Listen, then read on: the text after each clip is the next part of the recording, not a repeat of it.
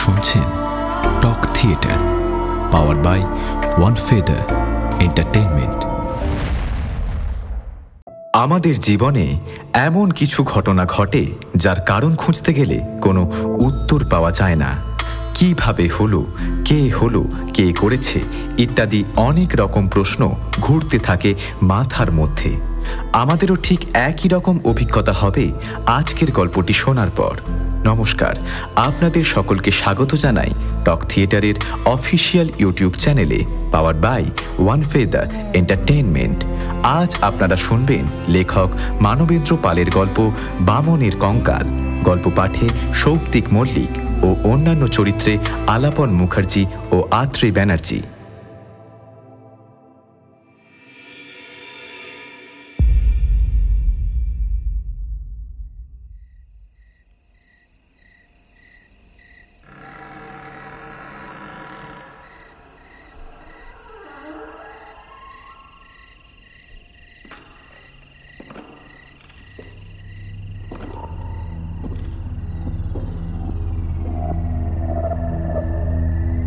সেদিন অনেক রাতে অস্পষ্ট একটা শব্দে ঘুম ভেঙে গেল। ধড়মড় করে বিছানায় উঠে বসলাম। কৃষ্ণপক্ষ। খোলা জানলা দিয়ে দেখলাম চাঁদের ম্লান আলো লুটিয়ে পড়েছে বরাকর নদীর জলে। ওদিকে গভীর শালবন থমথম করছে। আমি বিছানায় বসে কান পেতে রইলাম।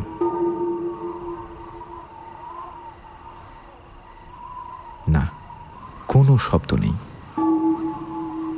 তবে কি আমি ঘুমিয়ে ঘুমিয়ে ভুল শুনেছিলাম?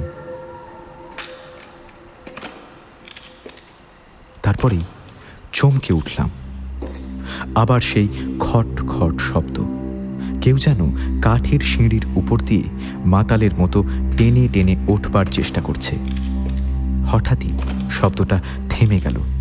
আমি নিঃশ্বাস বন্ধ করে বসে রইলাম, কিন্তু শব্দটা আর শোনা গেল না।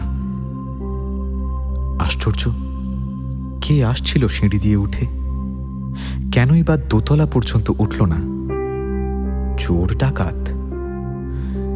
চোর ডাকাত যদি হয় তাহলে কি তাদের পায়ের শব্দ ওই রকম হয়? কিছুই ঠিক বুঝতে পারলাম না। তাহলে হঠাৎ একটা অপ্রত্যাশিত সম্ভাবনা বুকের মধ্যে তোলপাড় করতে লাগল। একবার ভাবলাম দরজা খুলে সিঁড়ি পর্যন্ত গিয়ে দেখি, কিন্তু সাহস হলো না। মশারির মধ্যে চুপ করে বসে রইলাম। বরাকর জায়গাটা পশ্চিমবঙ্গ আর বিহারের বর্ডারে। বরাকরের এদিকে কুলটি আর ওপারে কুমারডুবি। বহুকাল আগে আমার পিতামহ বরাকর নদীর নির্জন প্রান্তে শালবনের কাছে একটা দোতলা বাড়ি করেছিলেন। শুনেছি প্রতি বছর তিনি সপরিবারে এখানে হাওয়া বদলাতে আসতেন। কিন্তু এখন লোকে চেঞ্জে বা হাওয়া বদলাতে কেউই বড় একটা বিহার বা ছোটনাগপুরে যায় না, যায় দূর দূর দেশে।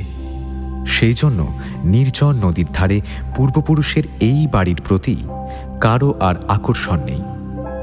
নিরিবিলি জায়গাটা ভয়ের জায়গা হয়ে উঠেছে। চুরি ডাকাতি খুন খারাপি কি না হতে পারে। এ বাড়িতে আমি এখন একা থাকি। আমার পক্ষে এরকম নির্জন নির্বান্ধব জায়গায় ভালো। কেন এই রকম জায়গায় পড়ে আছি সেই কথা বলার আগে নিজের বিষয়ে কিছু বলে নিই। আমি ঠিক সাধারণ মানুষের মতো নই। ঘর সংসার করিনি। ছোটবেলা থেকে সাধু সন্ন্যাসীদের ওপর তীব্র আকর্ষণ। তখন থেকেই সাধু সন্ন্যাসীদের ওপর লেখা নানা রকমের বই পড়তাম। যতই পড়তাম ততই তাদের ওপর আগ্রহ বেড়ে যেত। তারপর আমিও একদিন বাড়ি ছেড়ে সন্ন্যাসীদের দলে ভিড়ে পড়লাম। কত যে সন্ন্যাসীর সঙ্গে মিশেছি তার হিসেব নেই, কিন্তু তাঁরা কেউ আমায় পাত্তা দেননি। বলেছেন, তুই ছেলে মানুষ, তোর এখনো সময় হয়নি, বাড়ি ফিরে যা। বাড়ি ফিরে আসেনি, আবার অন্য সন্ন্যাসী ধরেছি। একবার এক তান্ত্রিকের সঙ্গ পেয়েছিলাম। তিনি আবার সব সাধনা করতেন। নির্জন ভয়ঙ্কর শ্মশানঘাটে গভীর রাতে একটা মরার ওপর বসে সারা রাত মন্ত্র পড়ে যেতেন। এই সাধনা খুবই কঠিন, নানা রকম ভয়াবহ ঘটনা ঘটত। তাতে ভয় পেলেই মৃত্যু, আর ভয় না পেলে সিদ্ধি। তুমি মহাশক্তির অধিকারী হয়ে উঠবে। আমার সাধ হলো আমিও সব সাধনা শিখব। তান্ত্রিক গুরুকে এ কথা বলতেই তিনি লাল লাল চোখে কটমট করে তাকিয়ে আমার গালে এক চড় মেরে বললেন, ছেলে খেলা, হ্যাঁ, বেরো এখান থেকে। সে কি চড়! এক চড়ে মাথা ঘুরে গিয়েছিল। ওখান থেকে চলে এসে আবার ঘুরতে ঘুরতে একটা গ্রামের বাইরে নির্জন শ্মশানে এক বুড়ির সন্ধান পেলাম। লোকে তাকে বুড়িমা বলে ডাকত, কিন্তু কেউ তার কাছে ঘেঁষত না, বলতো ও নাকি ভয়ঙ্করী বুড়িমা। শ্মশানটা একটা মজা নদীর পাশে। টোপা পানা আর কলমির দাম ডাঙার কাছে। এদিকে ওদিকে মরা কুকুর, বেড়াল, ছাগল পড়ে আছে। দুর্গন্ধে প্রাণ ওষ্ঠাগত। এছাড়া পড়ে রয়েছে শ্মশান যাত্রীদের ফেলে যাওয়া ভাঙা কলসি। একটা বিকট মরার খুলিও দেখলাম জলের ধারে পাকুড় গাছের গোড়ায়। গা শিউড়ে উঠল। এখানেই একটা বট গাছের নিচে বুড়িমার দেখা পেলাম। ছেঁড়া ময়লা একটা কাঁথা জড়িয়ে পড়ে আছে। মাথায় ঝাঁকড়া চুল জট পাকিয়ে গেছে। সর্বাঙ্গে মরা পোড়ানো ছাই মাখা। কাঁথা জড়ানো থুতথুরি বুড়িকে দূর থেকে দেখে মনে হয়েছিল যেন একটা ময়লা কাপড়ের পুঁটলি। যাই হোক, বুড়িকে প্রণাম করার অনেকক্ষণ পর মনের ইচ্ছা জানালাম। বুড়ি থু করে আমার গায়ে থুতু দিয়ে খনা খনা গলায় বললে, থু থু, দূর হ, দূর হ, যা দূর হ, নইলে কিন্তু মরবি। বুড়ির মুখে প্রথমেই মরার কথা শুনে খুব উৎসাহ পেলাম। বুঝলাম এখানে সাংঘাতিক কিছু ঘটলেও ঘটতে পারে। কাজেই আমি ওখান থেকে নড়লাম না। ওখানেই পড়ে থাকি। রোজই গাল খাই। মরা পোড়ানো কাঠ ছুঁড়ে নির্দয়ভাবে মারে। পিঠ ফেটে রক্ত পড়ে, তবুও নড়ি না। এমনি করে 1 মাস 2 মাস গেল। এর মধ্যে কত রকমের ভয় পেলাম, কত রকমের বুক কাঁপানো শব্দ। এক এক সময় 3খানি মাত্র দাঁত নিয়ে বুড়ি হি হি করে ভয়ঙ্কর হাসি হেসে ওঠে।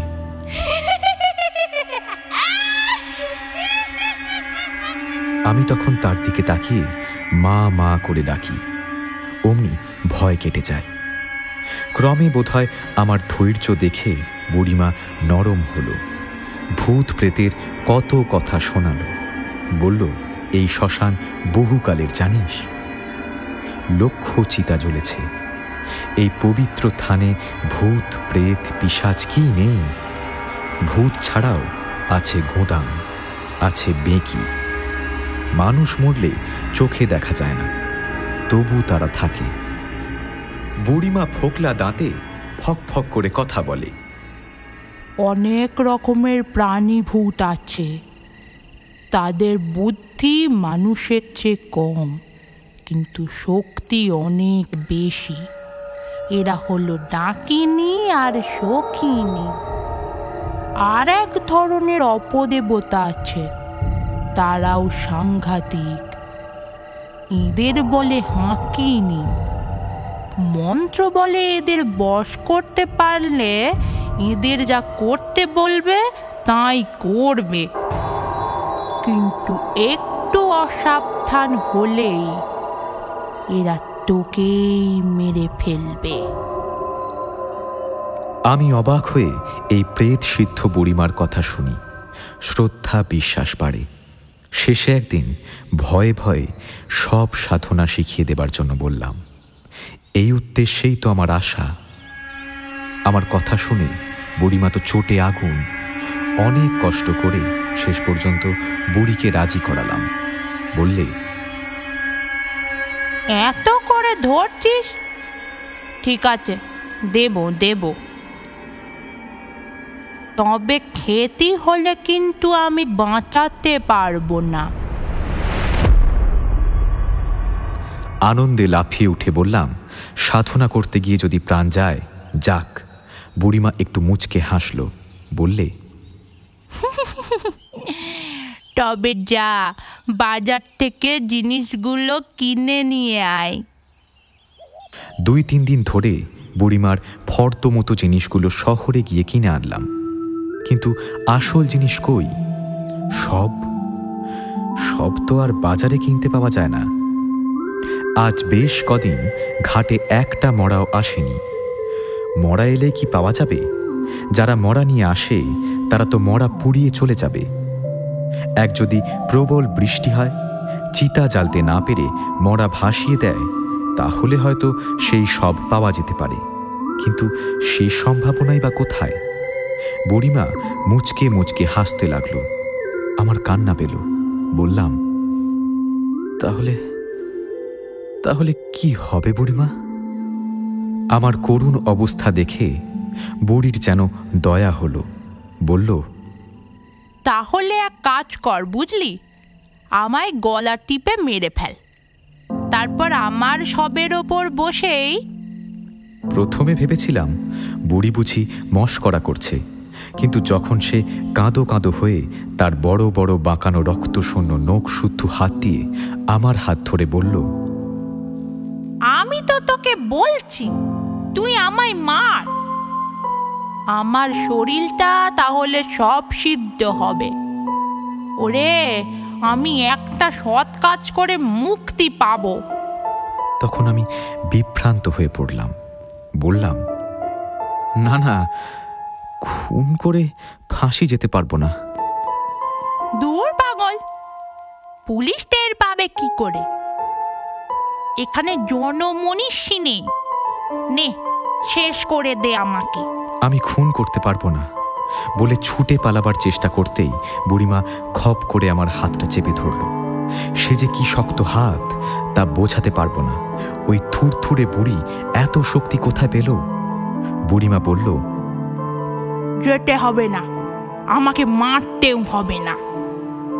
আজ থেকে ঠিক 3 দিন পর অমাবস্যার রাতে একটা মরা এসে ভিড়বে এই ঘাটে, তাকে নিয়ে তুই বসবি।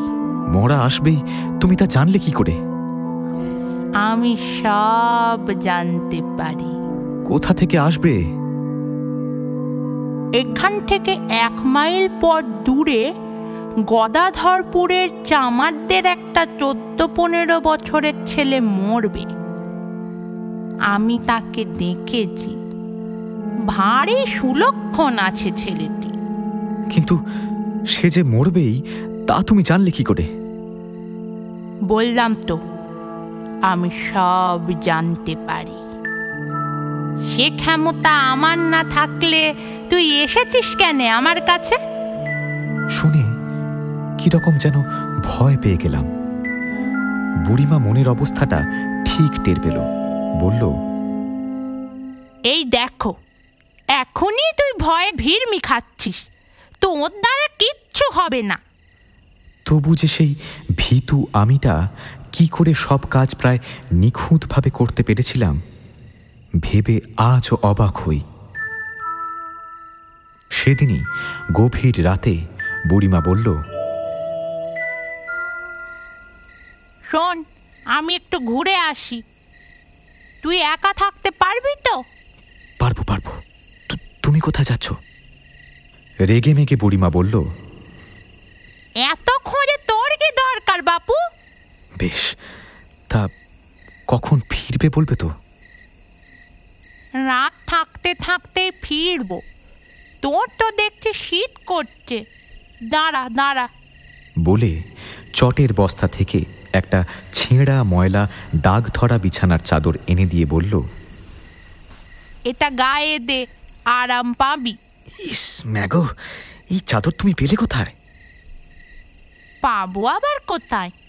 ঘাটে মরা আসে, তাদের গা থেকে খুলে নি। ঘেন্নায় কুঁকড়ে গেলাম, কিন্তু মুখে তা প্রকাশ করতে সাহস পেলাম না। দেখলাম বুড়িমা নদীর ধার দিয়ে হাঁটতে হাঁটতে বড্ড তাড়াতাড়ি অদৃশ্য হয়ে গেল। চলে যেতেই গা থেকে চাদরটা বাঁ হাতের দুটো আঙুলে ধরে দূরে ছুঁড়ে ফেলে দিলাম। কিছুক্ষণ কেমন যেন বিহ্বল হয়ে বসে রইলাম। তারপরেই গাটা ছমছম করতে লাগলো। এই ভয়ঙ্কর নির্জন শ্মশানভূমিতে নিশীথ রাতে কখনো একা থাকিনি। সামনে উত্তর পশ্চিম কোণে একটা ঝাঁকড়া তেঁতুল গাছ, তার একটা পাতাও নড়ছে না। মাঝে মাঝে বুনো ঝিকুর ফুলের বিশ্রী গন্ধ। অন্ধকার আকাশে ঝিকমিক করছে তারা, যেন আমাকে ভয় দেখাচ্ছে হাজার হাজার চোখ মেলে। হঠাৎ মাথার ওপর বট গাছের পাতাগুলো নড়ে উঠল। আমি শিউরে উঠলাম, যদিও জানি কোনো বড় পাখি পাখা ঝাপটালো, কিন্তু সেটা কত বড় পাখি যে এত জোরে পাতা নাড়াতে পারে। তখনই লক্ষ্য পড়ল নদীর ধারে সেই খুলিটার দিকে। মনে হলো খুলিটা যেন হঠাৎ খুব বড় হয়ে গেছে। ওটাকে তো রোজই দেখি, এত বড় তো ছিল না। গভীর রাতে কি খুলিও বড় হয়ে ওঠে? ওটা আবার গড়াতে গড়াতে আমার কাছে চলে আসবে না তো? আমি ভয়ে চোখ বুজিয়ে বসে রইলাম। প্রায় রাত 3টের সময় বুড়িমা ফিরে এলো। কোথা থেকে কোন পথে কেমন করে এলো তা আমি জানি না, শুধু দেখলাম আমার সামনে দাঁড়িয়ে আছে। আমি তাড়াতাড়ি চাদরটা জড়িয়ে নিলাম। বুড়িমা বললে, কি রে, ভয় পাসনি তো? না না, তোমার কাজ হলো? হ্যাঁ। কি এমন জরুরি কাজে তাকে যেতে হলো তা জিজ্ঞেস করতে সাহস হয়নি। 2 দিন পর 3 দিনের দিন অল্প রাতে বুড়িমা ঢুলছিল। হঠাৎ জেগে উঠে বলল, দেখ তো গিয়ে, নদীর ধারে বোধহয় সব লেগেছে। তাড়াতাড়ি উঠে গিয়ে দেখলাম সত্যি তো, নদীর ধারে বড় পাকুড় গাছটার শেকড়ের মধ্যে একটা মরা আটকে রয়েছে। ছুটে গিয়ে বুড়িকে জানাতেই বুড়ি বললে, ওটা তুলে নিয়ে আয়। বোঝো কথা, জীবনে আমি অনেক মরা পুড়িয়েছি, কিন্তু 3 দিনের বাসি মরা এই গভীর রাতে একা একা জল থেকে তুলে আনা যে কি কঠিন কাজ তা যে করে সেই জানে। কিন্তু সব সাধনা করতে গেলে এসব তো আমাকে করতেই হবে। ছপাত ছপাত করে আমি জলে নেমে এগিয়ে গেলাম। হাঁটু জল। মরাটার কাপড় পাকুড় গাছের শেকড়ে আটকে ছিল। কোনো রকমে ছাড়িয়ে মরাটা 2 হাতে পাঁজা কোলা করে তুললাম। অন্ধকারে মুখের ওপর হাত পড়তেই নরম নরম কি যেন ঠেকল। বুঝলাম জিভ। ও বাবা, মরাটার জিভ বেরিয়ে গেছে। যাই হোক, সেটা তুলে নিয়ে এলাম। বুড়িমা ইতিমধ্যে কুশ বিছিয়ে মরাটার জন্য শয্যা তৈরি করে রেখেছে। ওটাকে পূব দিকে মাথা করে শোয়া। জিভ বেরিয়ে গেছে কেন? বোধহয় কেউ গলা টিপে মেরেছে, বুঝলি? শুনে কেন জানি না বুকটা ছ্যাঁত করে উঠল। 14-15 বছরের ছেলেটাকে গলা টিপে কে মারল? একটা গভীর সন্দেহ বুকের মধ্যে খচখচ করতে লাগলো। বুড়িমা যেন আমার মনের কথাটা বুঝে নিয়েই বলল, ভাবিস নে, ছোড়াটার সদ্গতি হয়ে গেল। নে, এবার ওর মুখে একটু এলাচ, লবঙ্গ, কন্নুর, পান আর একটু মদ দে। এসবই এনে রাখা হয়েছিল। মৃতের মুখে একে একে সব দিলাম। এবার সবটাকে উপুর করে দে। 2 হাতে আঁকড়ে ধরে উপুর করে দিলাম। এরপর সারা পিঠে চন্দন মাখানো, পায়ের তলায় আলতা দিয়ে ত্রিকোণ চক্র আঁকা আরও কিছু কিছু আনুষ্ঠানিক কাজ করে গেলাম। তারপর বুড়িমার আদেশ মতো শবের পিঠে কম্বল চাপিয়ে ঘোড়ার মতো চেপে বসলাম। বুড়িমা শবের পা শক্ত করে বেঁধে দিয়ে বলল, শোন, এবার যা যা মন্ত্র বলছি চোখ বুঝে তা আওড়াবি। দেখিস, ভয় পাসনি যেন। ভয় পেলেই মরবি। নে বল। ওং ফট। বল। ওং হুং মৃতকা বুড়ির মুখ দিয়ে যে এমন সংস্কৃত কথা বার হবে তা আমি কখনো ভাবতে পারিনি। অবাক হলাম, কিন্তু বুড়িমা তখন অধৈর্য হয়ে তাগাদা দিচ্ছে। কি হলো বল। মন্ত্র পড়তে লাগলাম। ওং হুম মৃতকায় নমঃ, ওং হুম মৃতকায় নমঃ। মন্ত্র কি একটা দুটো? মন্ত্রের যেন শেষ নেই। মন্ত্র জপতে জপতে চোয়াল ধরে গেল, গলা শুকিয়ে গেল, তবুও জপেই চললাম। ওং হুম মৃতকায় নমঃ, ওং হুম মৃতকায় নমঃ, ওং হুম মৃতকায় নমঃ। রাত দুপ্রহর হল।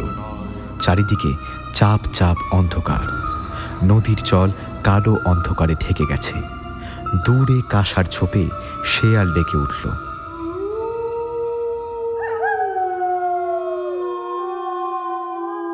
হঠাৎ আমার মনে হলো এই নির্জন শ্মশানে আমি একা মৃতদেহের ওপর বসে আছি। বুড়িমা নেই। জানি ভয় পেলে চলবে না, তাই মন শক্ত করে মন্ত্র আওড়েই চললাম। তারপরেই মনে হলো মরাটা যেন থর থর করে কাঁপছে। শুনেছি এরপর সব আমাকে ফেলে দিয়ে উঠে বসবে, কিন্তু পড়ে গেলে চলবে না। সেই ভয়ঙ্কর অবস্থা কল্পনা করে আমি সিদ্ধির প্রথম ধাপে পৌঁছেই সবের উপর থেকে লাফিয়ে নেমে ছুটে পালালাম শ্মশান থেকে। পিছনে শুনলাম বুড়িমা হাসছে খল খল করে।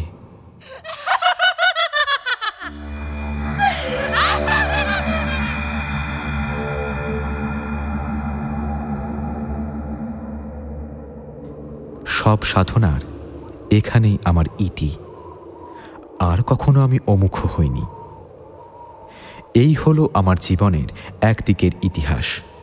এখন আমি নিরিবিলিতে আমার ঠাকুরদার পরিত্যক্ত দোতলা বাড়িতে একাই থাকি। জায়গাটা নির্জন।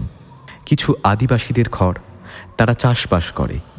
একটা ছোটোখাটো মুদির দোকান, ওরই একপাশে তরি তরকারি বিক্রি হয়। এরাই হলো আমার প্রতিবেশী। আমি চিরদিন সাধু সন্ন্যাসীর পিছনে ঘুরেছি, কাজেই লোকালয় আমার পছন্দ নয়। পৈতৃক টাকা পয়সাও কিছু আছে, তাই নিয়ে একা একা বেশ ভালোই আছি। তবে বড্ড অলস জীবন। কিছু কাজকর্ম হলে ভালো হয়। তার মানে চাকরি বাকরি বা ব্যবসা বাণিজ্য নয়, অন্য কিছু। কিন্তু সেই অন্য কিছুটা কি তা আমি কিছুতেই ভেবে পাই না। এমনি সময় একদিন, বেলা তখন দুপুর, খেয়ে দেয়ে বিশ্রাম করছি, হঠাৎ দরজায় কড়া নাড়ার শব্দ। আমার এখানে বড় একটা কেউ আসে না, তাই কে এলো ভাবতে ভাবতে নিচে গিয়ে দরজা খুলে দিতেই দেখি একজন বিপুল কায় সন্ন্যাসী দাঁড়িয়ে। তার মাথায় জটা, গোঁফ দাড়ি, দু চোখের দৃষ্টি প্রখর। আমায় দেখে গোঁফের ফাঁকে একটু হাসল, গমগমে গলায় বলল, আমায় চিনতে পারছ? চিনতে একটু সময় লেগেছিল, তারপরই চিনতে পেরেছিলাম। তুমি জলেশ্বর না? যাক, চিনতে পেরেছ তাহলে। আমি ওকে সাদরে ওপরে নিয়ে এসে বসালাম। আমি যখন সাধু সন্ন্যাসীদের সঙ্গে নানা জায়গায় ঘুরে বেড়াচ্ছি, তখন সেই দলে জলেশ্বরও ছিল। বাঙালি সাধু, তাই আমাদের ভাব হয়ে গেল। ও বেশ চালাক চতুর আর করিতকর্মা ছিল, তবে বড্ড বদমেজাজি। একদিন অন্য এক সাধুর সঙ্গে তর্কাতর্কির সময় জলেশ্বর এমন চড় মেরেছিল যে সাধুটি মরেই গেল। ওর এই হিংস্র প্রকৃতি দেখে আমি ভয় পেয়েছিলাম।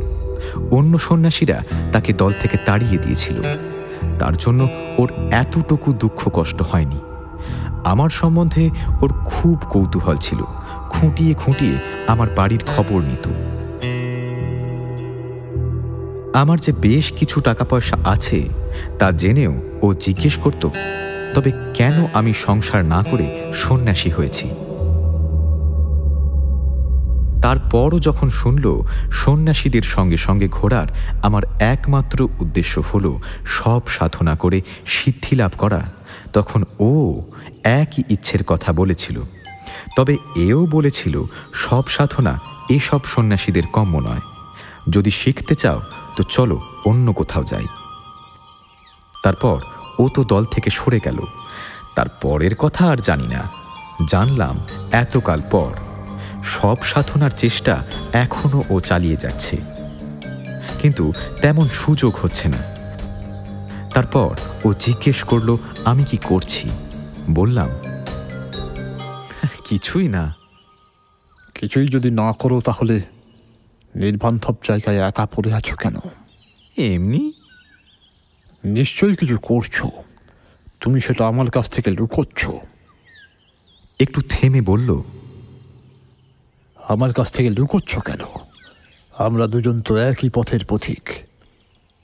তখন বলবো কি বলবো না ভাবতে ভাবতে বুড়িমার কাছে আমার সব সাধনার কথা বলে ফেললাম। শুনে ও গুম হয়ে গেল। কিছুক্ষণ চুপ করে থেকে বলল, তবু তো তুমি কিছু করেছ, আর আমি তো এগোতেই পারছি না। অথচ হাত গুটিয়ে বসে থাকা আমাদের চলে না, একটা কিছু করতেই হবে। কি করবো সেটা ভেবেই পাচ্ছি না। সব সাধনা আমার দ্বারা হবে না। শোনো, আমি তোমাকে একটা মতলব দিচ্ছি, চেষ্টা করে দেখো। কি? মৃতদেহে প্রাণ সঞ্চার। তুমি পাগল হলে নাকি? মরা বাঁচাতে পারলে তো ভগবান হয়ে যাব। তুমি কি তা কিছুই করতে পারোনি? তাহলে সব নড়ে উঠেছিল কি করে? চমকে উঠলাম। তাই তো। তা তুমিও তো চেষ্টা করে দেখতে পারো। জলেশ্বর গম্ভীরভাবে বলল, চেষ্টা করতাম, শুধু দুটো জিনিসের অভাব। এক, মৃতদেহ পাওয়া, আর দুই, উপযুক্ত জায়গা। আমার থাকার আপাতত কোনো জায়গা নেই। সেদিক দিয়ে তোমার এই জায়গাটি বেশ। তুমি ফের চেষ্টা করো।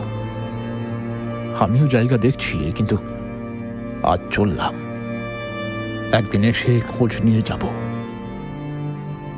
জলেশ্বর চলে গেল, কিন্তু আমার মাথায় একটা অদ্ভুত ভাবনা ঢুকিয়ে দিয়ে গেল। যদি সত্যি আমি মৃতদেহে প্রাণ সঞ্চার করতে পারি, তাহলে আমায় দেখে কে? আমি তো প্রায় সর্বশক্তিমান ভগবান হয়ে উঠব। আর কেনই বা পারবো না? বুড়িমার দৌলতে সব সাধনার হাতে খড়ি তো হয়েই গেছে। মৃতদেহকে নড়াতে তো পেরেছিলাম। তখনই মনস্থির করে ফেললাম, এই এক্সপেরিমেন্টটা আমায় করতেই হবে। আর এই বাড়িরই একতলার ঘর এই কাজে যথেষ্ট উপযুক্ত হবে। কিন্তু প্রধান সমস্যা, মৃতদেহ পাবো কোথায়? ওই জিনিসটা তো দোকানে কিনতে পাওয়া যায় না। ভাবতে ভাবতে ছোটবেলায় পড়া রূপকথার একটা গল্প মনে পড়ে গেল। এক রাক্ষসী মরা বাঘের হাড় গোড় জোগাড় করে তাকে বাঘের আকৃতি দিয়ে মন্ত্র পড়ে জ্যান্ত বাঘ করে তুলেছিল। হঠাৎ আজ মনে হলো, হাড় জোড়া দিয়ে জ্যান্ত বাঘ করার মন্ত্রগুলো কি নিতান্তই লেখকের কল্পনা? এমনও তো হতে পারে তখনকার দিনের মায়াবিনীরা সত্যি এমন মন্ত্র জানত, যাতে হাড়ের ওপর দিব্যি রক্ত মাংস লাগিয়ে তাতে প্রাণ দেওয়া যেত। এ কথা মনে হতেই ভাবলাম, হাড়গোড় জোগাড় করা যদি সম্ভব নাই হয়, একটা কঙ্কাল জোগাড় করে দেখা যাক। কিন্তু কঙ্কাল পাবো কোথায়?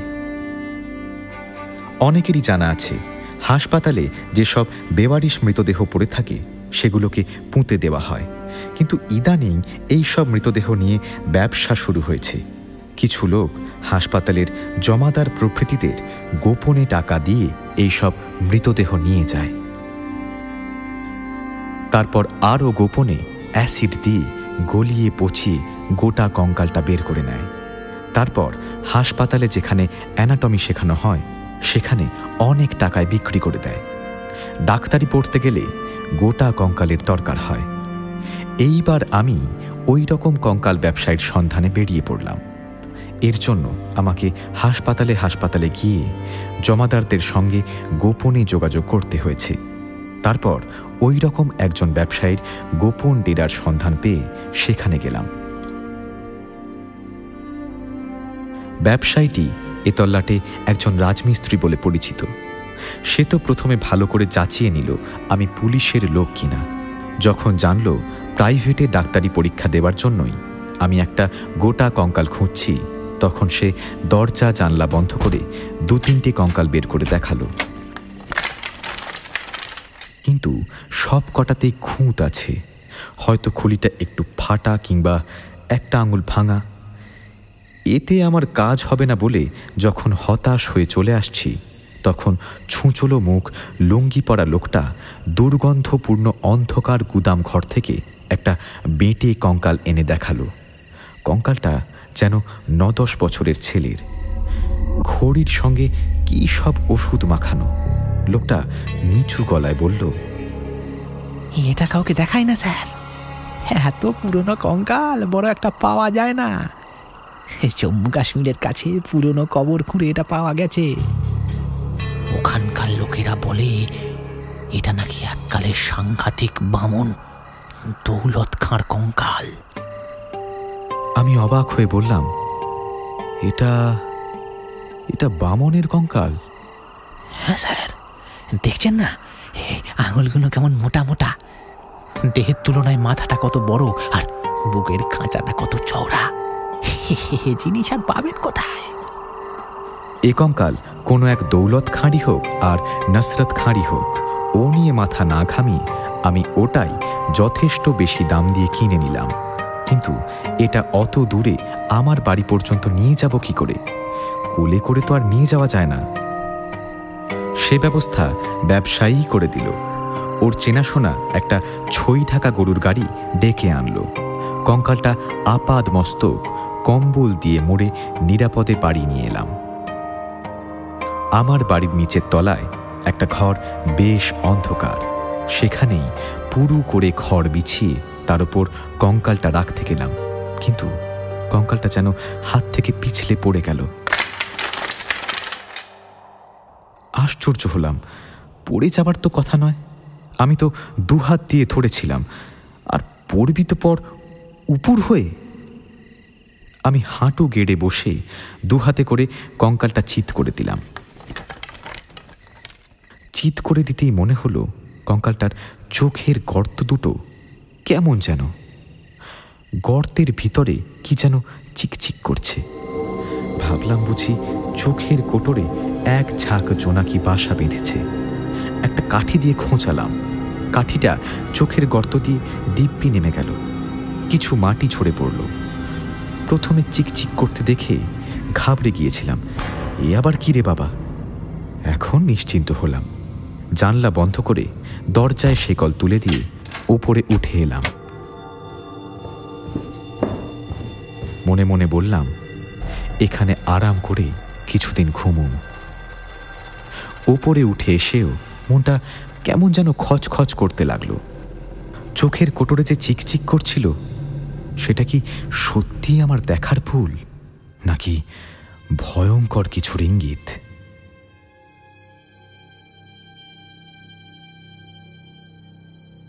পরের দিনই প্রয়োজনীয় জিনিসপত্র অর্থাৎ বুড়িমা যা যা আনিয়েছিল সেগুলো কেনার জন্য শহরে গেলাম। কিন্তু মাংস, মদ, গুড়, তিল, কুশ, মাসকলাই, পিদিম জ্বালবার জন্য খাঁটি সর্ষের তেল, এলাচ, লবঙ্গ, কর্পূর, জাতি খয়ের, আদা, পান, যজ্ঞকাষ্ঠ, পঞ্চগব্য প্রভৃতি কিনে আনলাম। সবের উপরে বসবার জন্য হরিণের চামড়ার বদলে কম্বলের আসনের ব্যবস্থা হলো। তারপরে একটা বিশেষ দিন দেখে শাস্ত্রমতে প্রচুর পরিমাণ মাংস ভাত খেলাম। রাত্রেও খাবার কোনো ত্রুটি রাখলাম না। তারপর রাতের অন্ধকারে কঙ্কালটি 2 হাতের ওপর শুইয়ে নদীতে নিয়ে গিয়ে স্নান করিয়ে আনলাম। কঙ্কালটা আকারে ছোট হলেও বেশ ভারী, বইতে বড্ড কষ্ট হচ্ছিল। যাই হোক, কোনো রকমে বাড়ি এনে কাঁচা শুকনো কাপড় দিয়ে মুছিয়ে দিলাম। তারপর কুশের অভাবে খড়ের বিছানায় বুড়িমার সেদিনের আদেশ মতো কঙ্কালটাকে পূব দিকে মাথা করে উপুর করে শুইয়ে দিলাম। মনে পড়ল কঙ্কালটা আমার হাত থেকে পড়েছিল উপুর হয়ে। সর্বাঙ্গে চন্দন মাখিয়ে দিলাম। কেবলমাত্র হাড়ের ওপর কি চন্দন মাখানো যায়? গড়িয়ে পড়তে লাগলো। তা আমি আর কি করব? সবটাই তো একটা পরীক্ষার ব্যাপার। এরপর ধূপ জ্বালালাম।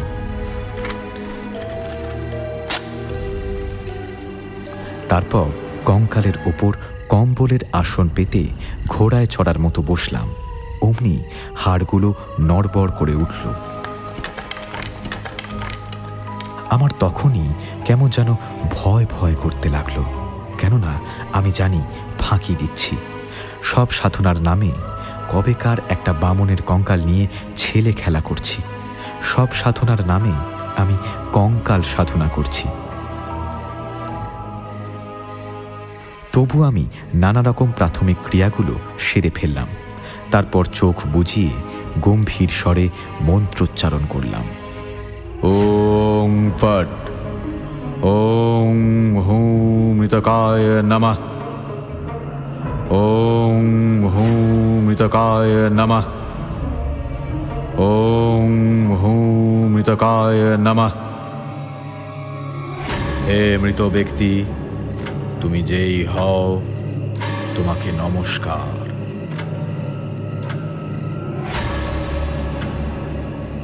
তারপর 3 বার পুষ্পাঞ্জলি দিলাম।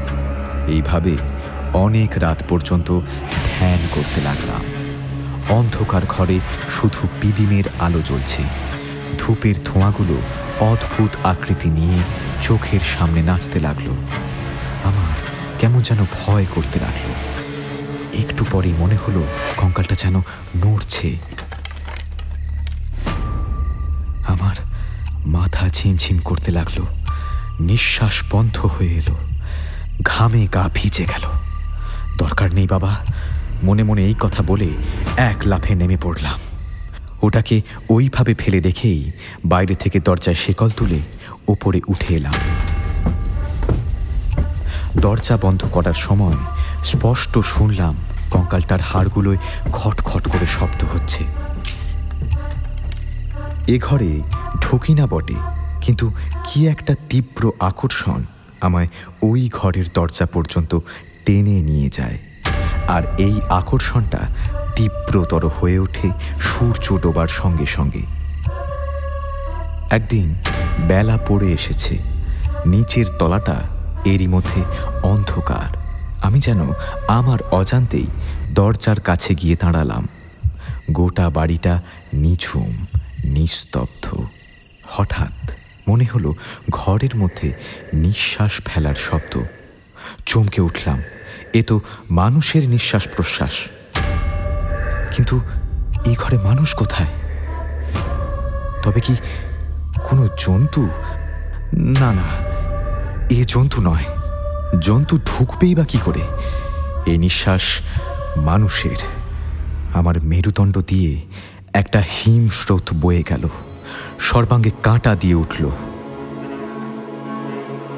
বুঝতে পারলাম ঘরে জীবিত কেউ আছে। ভয়ে তাড়াতাড়ি ওপরে উঠে এলাম। তারপর দরজা বন্ধ করে বিছানার ওপর পা গুটিয়ে বসে রইলাম। এই বাড়িতে বেশ কিছুকাল ধরে একাই থাকি, কোনোদিন ভয় পাইনি। আজ মনে হলো এত বড় বাড়িতে আমি আর একা নই, অন্য কেউ আছে। সে আর যাই হোক, মানুষ নয়। আমার গা হাত পা কাঁপতে লাগলো। সাধারণত মাঝরাতে আমার ঘুম ভাঙে না, কিন্তু সেদিন ঘটল ব্যতিক্রম। অনেক রাতে ঘুম ভেঙে গেল। মনে হলো মাথার কাছে বন্ধ জানলাটা বাইরে থেকে কেউ খোলবার চেষ্টা করছে। চমকে উঠে বসলাম। চোর নাকি? আমি নিঃশ্বাস বন্ধ করে কান পেতে রইলাম। কিছুক্ষণ কোনো শব্দ নেই।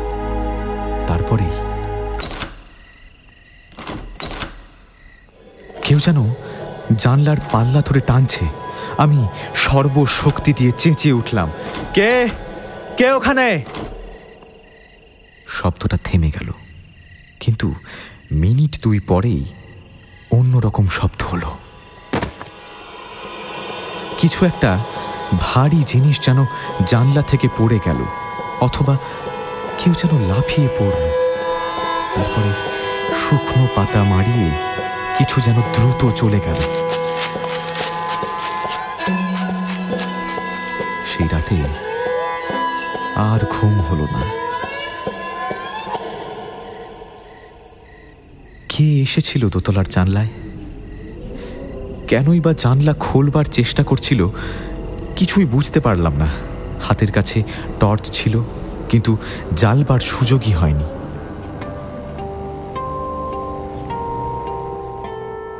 সত্যি কি চোর কিংবা ডাকাত উঠেছিল? কিন্তু চোরই হোক বা ডাকাতি হোক, উঠবে কি করে?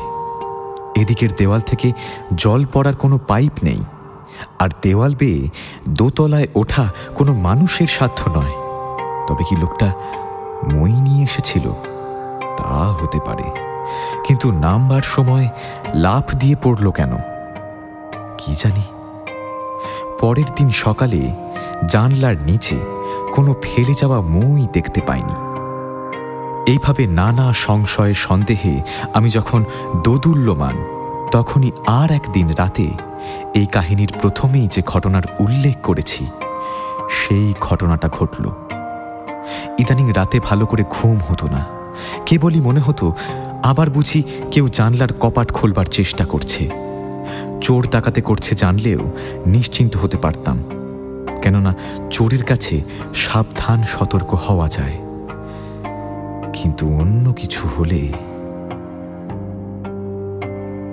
দ্বিতীয় রাতের ঘটনায় কেউ একজন যেন কাঠের পা নিয়ে খট খট করে দোতলায় উঠে আসছিল। কে আসছিল? যে সেদিন জানলা ভেঙে ঘরে ঢোকবার চেষ্টা করছিল সেই কি?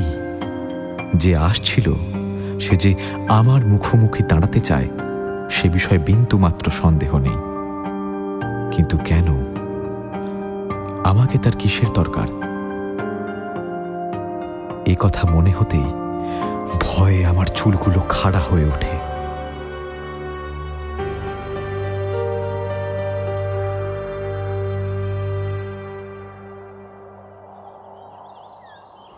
পরের দিন সকালেই নিচের ঘরের সামনে গিয়ে দেখি দরজা তেমনই শেকলতলায় রয়েছে, কিন্তু খিড়কির দরজাটা খোলা। আশ্চর্য! কে খুলল দরজাটা? পিছনের দরজা তো বন্ধই থাকে। আমি তখনই বেরিয়ে পড়লাম। এদিক ওদিক ঘুরতে ঘুরতে নদীর ধারে চলে এলাম। হঠাৎ নজরে পড়ল বালির ওপর পায়ের চিহ্ন। সে পদচিহ্ন পূর্ণবয়স্ক মানুষের নয়, কোনো বালকেরও নয়। 1 বিঘতেরও কম লম্বা, কিন্তু বেশ গভীর। গভীরতা দেখে বোঝা যায় যার পায়ের চিহ্ন সে ওজনে ভারী। তাছাড়া লক্ষ্য করলাম আঙুলগুলো অস্বাভাবিক ফাঁক ফাঁক, হাড়গুলো তুলনায় সরু। আমি সেই পদচিহ্ন অনুসরণ করে চললাম শালবনের দিকে। কিন্তু জঙ্গলের মধ্যে বেশি দূর চিহ্নগুলো খুঁজে পেলাম না। ফিরে আসবো ভাবছি, হঠাৎ জঙ্গলের একপাশে 5-6টা বাদুড় মরে পড়ে আছে দেখলাম। সবকটাই খণ্ড বিখণ্ড। এতগুলো বাদুড় একসঙ্গে কি করে মরল, আর কেই বা সেগুলোকে অমন করে ছিঁড়ে ছিঁড়ে খেয়েছে তা বোধগম্য হলো না। পরিষ্কার বোধগম্য না হলেও কেমন একটা সন্দেহ মনের মধ্যে খচখচ করতে লাগলো। যিনি একদিন আমার জানলা ভাঙতে গিয়েছিলেন কিংবা গভীর রাতে সিঁড়ি দিয়ে উঠতে চেষ্টা করেছিলেন, সেই বামন দেবতাটির কাজ নয় তো? ভাবতেও সারা গায়ে কাঁটা দিয়ে উঠল। এতদিন নির্জন বাড়িতে একা একা বেশ ছিলাম। কি কুক্ষণে যে জলেশ্বরে সে আমার মাথায় মরণ খেলার নেশা ঢুকিয়ে দিয়ে গেল। বাড়ি ফিরেই শিকলবন্ধ দরজার কাছে এসে দাঁড়ালাম। দরজা খুলতে সাহস হলো না। জানলাটা একটু ফাঁক করে দেখলাম তিনি খড়ের বিছানায় দিব্যি শান্তভাবে শায়িত রয়েছেন। কদিন পর, সেটা ছিল বোধহয় রবিবার, আমার বাড়ি থেকে মাইল খানেক দূরে বাজারের দিকে যেতে যে ফ্যাঁকড়া রাস্তাটা একটা বাঁক খেয়ে শালবনের দিকে গেছে, সেই মোড়ে পৌঁছতেই দেখলাম লোকের জটলা। সবারই মুখে চোখে আতঙ্কের ছাপ। ভাবলাম, সাত সকালে কি এমন ঘটল? একে ওকে জিজ্ঞেস করে যা জানলাম তা রীতিমতো ভয়ঙ্কর ব্যাপার। গতরাতে কয়েকজন লোক শালবনের পাশ দিয়ে মরা নিয়ে কবরখানার দিকে যাচ্ছিল। সব বাহিরা আগে আগে চলছিল, পিছনে জনা তিনেক। তাদের হাতে লণ্ঠন, শাবল, কোদাল। হঠাৎ তারা নাকি দেখে মানুষের মতো একটা জীব প্রায় কঙ্কালসার তাদের পথ আগলে দাঁড়ালো। আমার বুকটা কেঁপে উঠল। কোনো রকমে একজনকে জিজ্ঞেস করলাম, লোকটা লম্বায় চওড়ায় কিরকম? সে অদ্ভুত মশাই, এই আমার কোমর পর্যন্ত। শুনে আমি ঢোক গিললাম। তারপর তার চোখ দুটো চিকচিক করে জ্বলছিল। হঠাৎ অন্ধকারে শালবনের মধ্যে ওই রকম একটা বীভৎস মূর্তি দেখে সকলে চিৎকার করে উঠেছিল।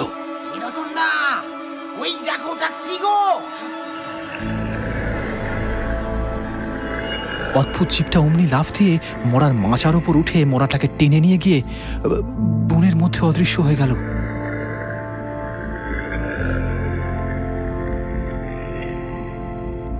সবাই সচক্ষে দেখেছে মশাই। সব যাত্রীরা তো পিশাচ পিশাচ বলে ভয়ে ছুটে পালিয়ে গেল।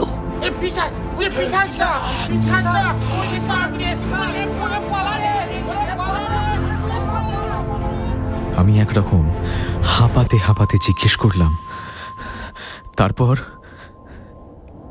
আজ সকালবেলা মরাটাকে ছিন্ন ভিন্ন অবস্থায় শালবনের ধারে পাওয়া গেছে। ওই পুলিশ যদিও জায়গাটাকে ঘিরে রেখেছে, কিন্তু একবার যান না, দূর থেকে দেখে আসুন। উত্তর না দিয়ে আমি বাড়ির দিকে হাঁটতে লাগলাম। বুঝতে পারলাম, শাস্ত্রর নিয়ম ঠিক মতো না মেনে সব সাধনার বদলে কঙ্কাল সাধনা করতে গিয়ে এই অদ্ভুত জীবের সৃষ্টি করে ফেলেছি। শুধু অদ্ভুত জীবই নয়, ওটা আবার ভয়ঙ্কর মাংসাশী হয়ে উঠেছে। ও যে এখন কতজনের সর্বনাশ করবে তার ঠিক নেই। আমিও নিস্তার পাব না। বাড়ি পৌঁছেই আমি নিচের ঘরের সামনে গিয়ে দাঁড়ালাম। দরজা বন্ধই আছে। জানলা ফাঁক করে দেখলাম বামন বাবাজি তার কঙ্কালখানি নিয়ে শান্তভাবে পড়ে আছেন। বুঝলাম সারা রাত ঘুরে শেষে এই ঘরেই এসে একটু বিশ্রাম নেন। এই ঘরটা যেন ওনার নিজের হয়ে গেছে। সেদিন সকালবেলায় পাড়ার মুদির দোকান থেকে চাল ডাল কিনতে গেলাম। দেখি কয়েকজন বসে গম্ভীরভাবে কি নিয়ে আলোচনা করছে। আমায় দেখে মুদির দোকানের মালিক রাজেন ঘোষ বললে, এই যে মল্লিক মশাই, খবর শুনেছেন তো? বুঝতে পারলাম উনি কি বলতে চাইছেন, তবু না বোঝার ভান করে বললাম, কি খবর? সে কি মশাই, গোটা গায়ে হইচই পড়ে গেছে, লোকে ভয়ে কাঁপছে, আর আপনি কিছুই জানেন না? আমতা আমতা করে বললাম, ও হ্যাঁ, শুনেছি বটে। কোথা থেকে একটা পিশাচ দেখা দিয়েছে। শুধু পিশাচ? ওটা না পুরোপুরি পিশাচ, না ব্রহ্মদৈত্য, না ভূত, বুঝলেন? পশু পাখি জীবজন্তু যা পাচ্ছে খেয়ে নিচ্ছে, এমনকি মরা পর্যন্ত। এবার জ্যান্ত মানুষগুলোকে ধরে ধরে খেয়ে নেবে। আমি চুপ করে শুনে গেলাম। বেশি কথা বলতে সাহস পেলাম না। কিন্তু মারাত্মক খবরটা দিল রেশনের দোকানের কমল গড়াই। বললে তার স্ত্রী নাকি অনেক রাতে আমার বাড়ির কাছে ঘোরাঘুরি করতে দেখেছিল স্রেফ হাত দুয়েক লম্বা একটা জ্যান্ত কঙ্কালকে। মাথাটা তার ইয়া বড়। আশ্চর্য হয়ে বললাম, আমার বাড়ির কাছে? আপনি একটু সাবধানে থাকবেন মশাই। চাল ডাল কিনে চুপচাপ বাড়ি চলে এলাম। একদিন বিকেলে আকাশ ছেয়ে মেঘ করেছে, সেই সঙ্গে শুরু হলো ঝড়। জানলা বন্ধ করতে গিয়ে দেখি ছাদের আলসেতে আমার কাপড় শুকোতে দিয়েছিলাম, সেটা উড়ে যাচ্ছে।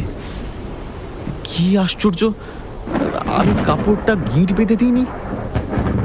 কাপড়টা দিব্যি বাতাসে ঢেউ খেলিয়ে উড়ে যাচ্ছে। তাড়াতাড়ি নিচে নেমে কাপড়টা উদ্ধার করতে ছুটলাম। কাপড়টা গিয়ে একটা আম গাছের ডালে আটকে গেল।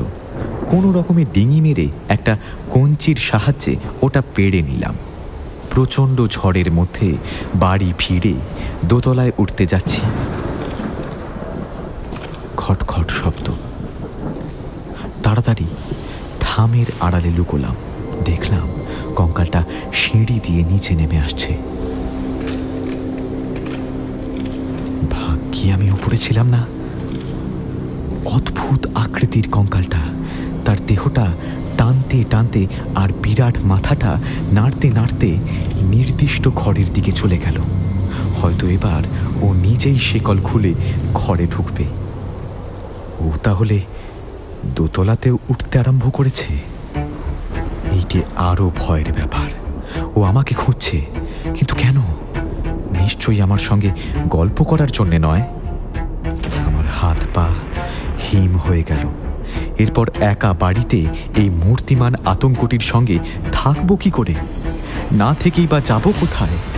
চিরকালই তো আমি লোকালয় থেকে দূরে থেকেছি, কিন্তু একটা কথা ভেবে পাচ্ছি না, কঙ্কালটা এমন হিংস্র হয়ে উঠল কেন? এর পিছনে কি কোনো ইতিহাস আছে? যার কাছ থেকে এটা কিনেছিলাম সে বলেছিল এটা নাকি এককালের সাংঘাতিক বামন দৌলত খাঁর কঙ্কাল। সে কতকাল আগের? কি এমন সাংঘাতিক কাজ করেছিল দৌলত খাঁ? ভাবলাম ওর ইতিহাস আমায় জানতেই হবে, আর এটা জানাতে পারে সেই ব্যবসায়ীটি। সেই দিনই আমি ব্যবসায়ীর সঙ্গে দেখা করতে অনেক দূরে এক অখ্যাত গ্রামের উদ্দেশ্যে যাত্রা করলাম।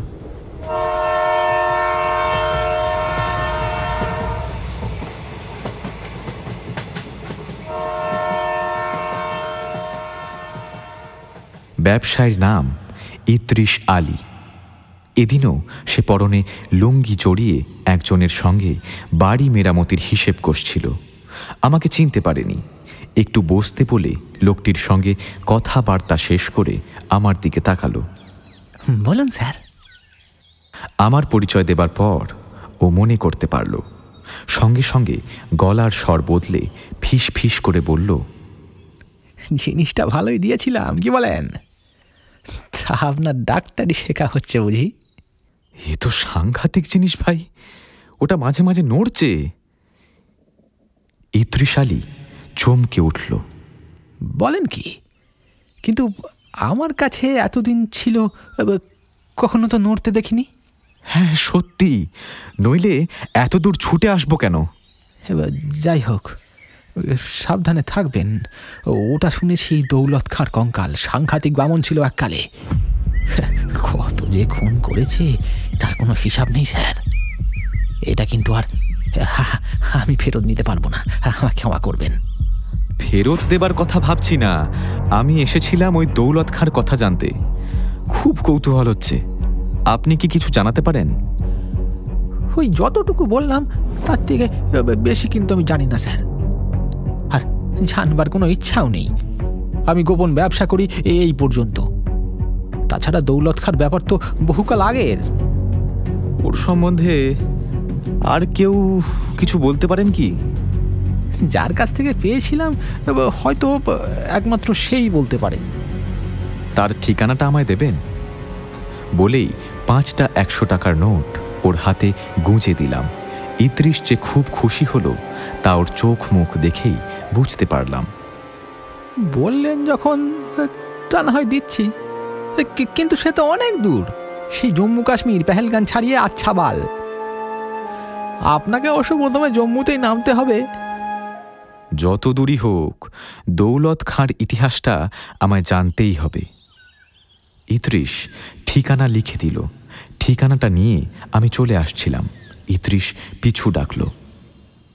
আরে ও মশাই, শুধু ঠিকানা পেলে হবে?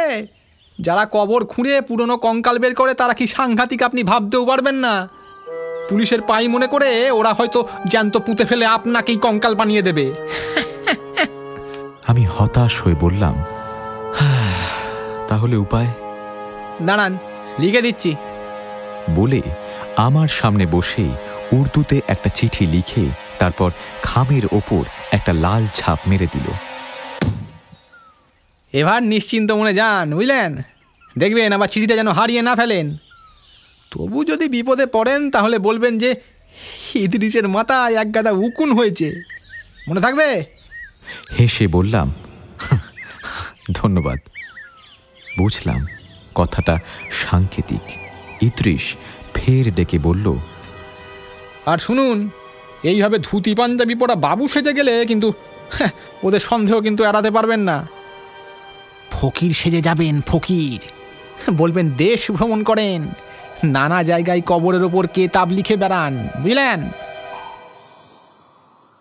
তাই করব, কিন্তু ফকির কেতাব লিখবে কেন? ফকির হলে বুঝি লেখাপড়া জানতে নেই? হ্যাঁ, তা বটে। ধন্যবাদ জানিয়ে চলে এলাম। ফকির বা সন্ন্যাসী সাজা আমার পক্ষে কোনো ব্যাপার নয়। জীবনের বেশিরভাগ সময় তো আমি সাধু সন্ন্যাসী সেজে ঘুরে বেরিয়েছি। এবার না হয় ফকির সাজলাম। বড় বড় চুল তো ছিলই, অল্প দাড়ি একটু ছেঁটে কেটে ঠিক করে নিলাম। কালো একটা আলখাল্লা পরলাম, কালো একটা বড় ঝুলি, চোখে সুরমা, গলায় কাঁচ পাথরের মালা। ব্যাস, একেবারে নির্ভেজাল ফকির বনে গেলাম। তারপর একদিন শিয়ালদা থেকে জম্মু তাওয়াই এক্সপ্রেসে চড়ে বসলাম। মনে বেশ আনন্দ। কতদিন পর দেশ ভ্রমণে চলেছি। তাছাড়া ওই হতভাগা কঙ্কালটার হাত থেকেও কিছুদিন রেহাই পাব।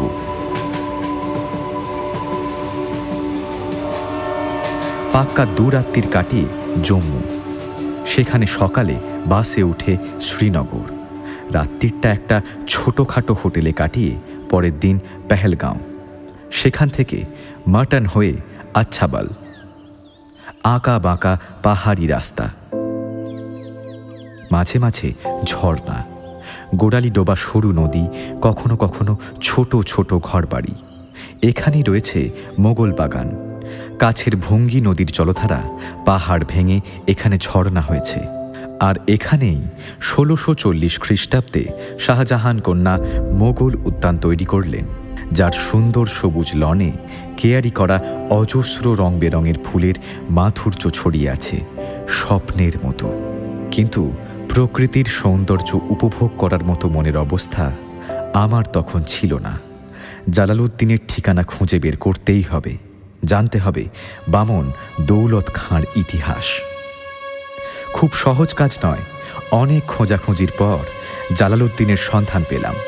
এখানে ছোট একটা সরাইখানা চালায়, যেমন লোক দেখানো রাজমিস্ত্রির কাজ ইদ্রিসের। একটা ছোট ঘরে বসেছিল 3 জন, লম্বা চওড়া চেহারা, চোয়াল শক্ত, চোখগুলো সাপের মতো। এরা যে শুধু পুরনো কবর খুঁড়ে কঙ্কাল চুরি করে তা নয়, বোধহয় আরও কিছু ভয়ানক কাজ টাজ করে। চিঠিটা একজনের হাতে দিয়েই খামের ওপর নাম পড়ে সে আর একজনকে দিল। তার একটা চোখ কানা, সম্ভবত সেই জালালউদ্দিন, কেননা চিঠিটা সেই খুলে পড়ল। চিঠিটা পড়ে সে প্রথমে একটু অবাক হয়ে আমার দিকে তাকালো, তারপর চিঠিটা অন্যদের হাতে দিল। চিঠিটা 3 জনেই পড়ল। এবার আমাদের কথাবার্তা শুরু হলো। ওরা উর্দু হিন্দি মিশিয়ে কথা বলছিল, ভাঙা ভাঙা বাংলাও জানে। ওদের প্রশ্ন করার ভঙ্গি থেকে বুঝলাম আমি যে কেতাব লেখার জন্য দৌলত খাঁর ইতিহাস জানতে চাইছি তা ওরা বিশ্বাস করছে না।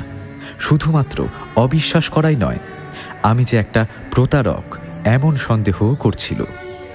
আমি ওদের বোঝাতে চাইলাম, চিঠিটা ইদ্রিস আলী নিজে লিখেছে, হাতের লেখা মিলিয়ে দেখো। সে কথার উত্তরে একজন বলতে চাইল, চিঠিটা তো জাল হতে পারে। বললাম, কিন্তু লাল ছাপটা ওটা তো ইদ্রিসের বলেই মনে হয়। তাহলে? ওরা কিছুক্ষণ চুপ করে রইল। সন্দেহ তবু ঘোচে না। আমাকে পুলিশের লোক ভেবেছে। আমি যে পুলিশের লোক নই তা প্রমাণ করতে না পারলে আমায় মরতে হবেই। আমি ভীত চোখে ওদের দিকে তাকিয়ে রইলাম। আচ্ছা ফকির সাহেব, ইদ্রিস কি আর কিছু বলেছে আপনাকে? কই না তো, বলেছে এই চিঠিখানা দিলেই তুমি যা জানতে চাইছো তা জানতে পারবে। ব্যাস, আর কিছু বলেনি? না, আবার কি বলবে? ওরা তিনজন চোখে চোখে কথা বলে নিল। বুঝলাম বিপদ আসন্ন।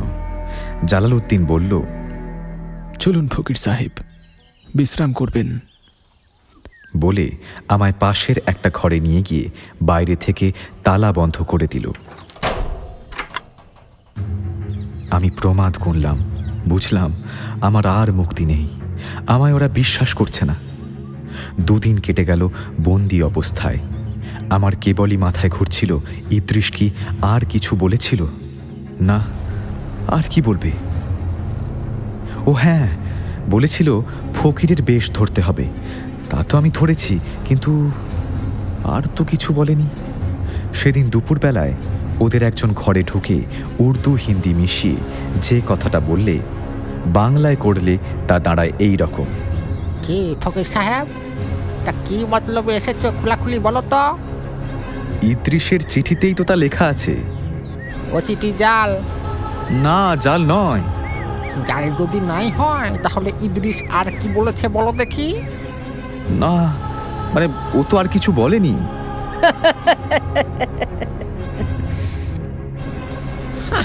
তাহলে তো তুমি ধাপ্পাবাজ, আর ধাপ্পাবাজের শাস্তি কি জানলা দিয়ে তাকিয়ে দেখো। দেখলাম 2 জন লোক একটা জায়গায় কোদাল দিয়ে মাটি কোপাচ্ছে। হায় ভগবান, ওরা আমার কবর খুঁড়ছে। লোকটা দরজায় তালা বন্ধ করে চলে গেল। আর আমি আসন্ন মৃত্যুর কথা ভেবে গুম হয়ে রইলাম। কি কুক্ষণে ওই বামনের কঙ্কালটার ইতিহাস জানতে এসেছিলাম। এর চেয়ে ওটার হাতে মরণ ভালো ছিল। তবু নিজের বাড়িতে মরতে পারতাম। কিন্তু ইদ্রিস যেন আরও কি বলেছিল। ইস, একদম মনে পড়ছে না তো। হ্যাঁ, বলেছিল চিঠি পড়েও যদি ওরা বিশ্বাস না করে তাহলে বলো। কি যেন বলতে বলেছিল? ইদ্রিসের কি একটা রোগ হয়েছিল, উদরি, ভিরমি, মাথার গন্ডগোল। না না, রোগ টোগ নয়। তাহলে তাহলে তাহলে যে কি তা কিছুতেই মনে পড়ল না। একটা সাংঘাতিক কথা,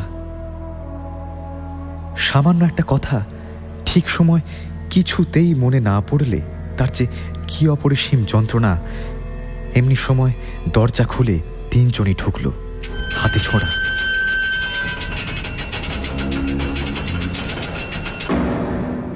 ফকির সাহেব। হ্যাঁ হ্যাঁ, মনে পড়েছে। ইদ্রিস কিছু একটা বলেছিল, কিন্তু আমি মনে করতে পারছি না। আমায় একটু সময় দাও। না, তুমি মিথ্যেবাদী বলে অন্য একজন আমার চুলের মুঠি ধরতেই আমার স্মৃতির দরজা হাট করে খুলে গেল। আমি চিৎকার করে বলে উঠলাম, মনে পড়েছে, মনে পড়েছে। ইদ্রিস বলেছিল ওর মাথায় 1 গাদা উকুন হয়েছে। ব্যাস, যেই এ কথা বলা অমনি যেন জোঁকের মুখে নুন পড়ল। ওরা ছোড়া ফেলে দিয়ে আমার পায়ে আছড়ে পড়ল। বলল, ফকির সাহেব, ক্ষমা করো, আমাদের ভুল হয়েছিল। তারপর আমার দারুণ খাতির, খানাপিনা, আদর আপ্যায়ন সেসব মিটতে জালালউদ্দিন দৌলত খাঁর সুদীর্ঘ ইতিহাস আমায় যা শোনালো তা সংক্ষেপে এই রকম। অনেক দিন আগে একবার নেপালের রাজা হিমালয়ের সংলগ্ন গাড়োয়াল রাজ্য আক্রমণ করেন। গাড়োয়াল রাজ যুদ্ধে পরাস্ত হয়ে নিজের রাজ্য ছেড়ে পালিয়ে যান। নেপালিরা রাজপ্রাসাদ, দুর্গ দখল করে যথেচ্ছ অত্যাচার চালায়। গাড়োয়াল রাজ উপায়ান্তর না দেখে ইংরেজের সঙ্গে সন্ধি স্থাপন করেন, আর ইংরেজদের সাহায্যে নেপালিদের তাড়িয়ে গাড়োয়ালকে ফের স্বাধীন করেন। কিন্তু এর জন্য ইংরেজকে গাড়োয়ালের অনেকখানি দিতে হয়। এই অংশ ব্রিটিশ গাড়োয়াল নামে পরিচিত হয়, বাকি অংশ স্বাধীন গাড়োয়াল। গাড়োয়াল রাজ কিন্তু তাঁর রাজধানীতে আর ফিরে এলেন না। রাজধানী থেকে 32 মাইল উত্তর পশ্চিমে অলকানন্দার অপর পারে টিহরিতে নতুন করে রাজধানী স্থাপন করেন। তার নতুন পরিচয় হল টিহরিরাজ। গাড়োয়ালের মধ্যে দেবপ্রয়াগ একটি প্রসিদ্ধ স্থান। এখানে একটি পুরনো মন্দির আছে, তার মধ্যে রাম সীতার মূর্তি। এই মন্দিরের অধিকারী টিহরি রাজা। মন্দিরে অনেক ধনসম্পত্তি লুকোনো আছে।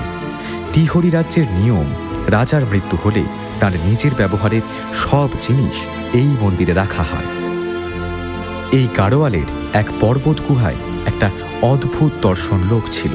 আকারে বেঁটে, মাথাটা দেহের তুলনায় অনেক বড়। সেই মাথায় রোঁয়া রোঁয়া চুল, ভয়ঙ্কর দুটো চোখ, আঙুলে হিংস্র জন্তুদের মতো বাঁকানো নখ। সে লোকালয়ে বড় একটা আস্তনা, জীবজন্তু মেরে খেত, ক্ষুধে রাক্ষস জাতীয় আর কি।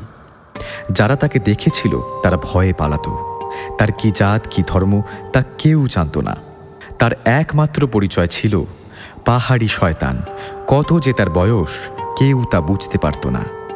কে বা কেন তার নাম দৌলত খাঁ রেখেছিল তাও জানা যায় না। ক্রমে সে লোকালয়ে আসতে আরম্ভ করল। ইচ্ছে করলেই অসাধারণ তৎপরতায় সে মানুষ খুন করতে পারত। ওদিকে নেপালরাজ প্রতিশোধ নেবার জন্য নানা রকম ফন্দি আঁটছেন। তিনি যখন দৌলত খাঁর মতো হিংস্র বামনের কথা শুনলেন, তখন গোপনে তাকে ডেকে পাঠালেন। তার ওপর ভার দেওয়া হলো টিহরি রাজ্যে সন্ত্রাস চালাতে হবে, যাতে টিহরি রাজ জব্দ হন। দৌলত খাঁর এটা বেশ মনের মতো কাজ হলো। অহেতুক নরহত্যায় ওর দারুণ আনন্দ। গভীর রাতে সে টিহরির পথে পথে ঘুরে বেড়ায়। যাকেই পায় তীক্ষ্ণ নখ দিয়ে নৃসিংহ অবতারের মতো পেট চিরে ফেলে। অথচ কেউ তাকে ধরতে পারে না। ধরতে পারে না তার কারণ রাতের অন্ধকারে সে তার ছোট্ট দেহটা নিয়ে চটপট লুকিয়ে পড়তে পারে। শুধু তাই নয়, 2 মিনিটের মধ্যে গাছে ওঠা বা উঁচু পাঁচিলে ওঠা তার পক্ষে কিছুই নয়। এমনিভাবে কত যে সে নরহত্যা করেছে তার হিসেব নেই। এমন সময় নেপাল থেকে রাজার এক চর ওর কাছে এসে বলল, রাজার ইচ্ছে দেবপ্রয়াগে টিহরি রাজের রাম সীতার মন্দিরে যে বিপুল ধনসম্পত্তি আছে তা এনে দিতে হবে। দৌলত খাঁর ধন দৌলতে লোভ ছিল না। টাকা পয়সা নিয়ে সে কি করবে? তার আনন্দ ছিল লুটপাট খুন খারাপিতে। নেপাল রাজের আদেশ পাওয়া মাত্র সে একদিন রাম সীতার মন্দিরে অভিযান চালালো। সেই মন্দিরে একজন সাধক থাকতেন। দৌলত খাঁ তাকে হত্যা করতে গেল, আর ঠিক তখনই মন্দিরের ভেতর থেকে একটা বিষধর সাপ সাধকের কোলের উপর দিয়ে এসে দৌলত খাঁকে কামড়ে দিল।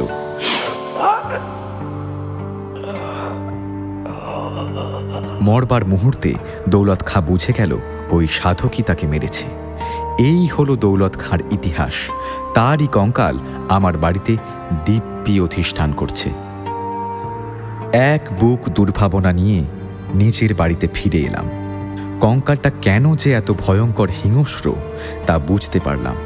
এও বুঝলাম যেহেতু একজন সাধক তার মৃত্যুর কারণ, সেজন্য দৌলত খাঁর হাত থেকে আমারও নিষ্কৃতি নেই। অথচ দিনের পর দিন দৌলত খাঁর কঙ্কালের সঙ্গে আমায় থাকতে হবে। কিভাবে ওটার হাত থেকে নিষ্কৃতি পাব তা ভেবে পেলাম না।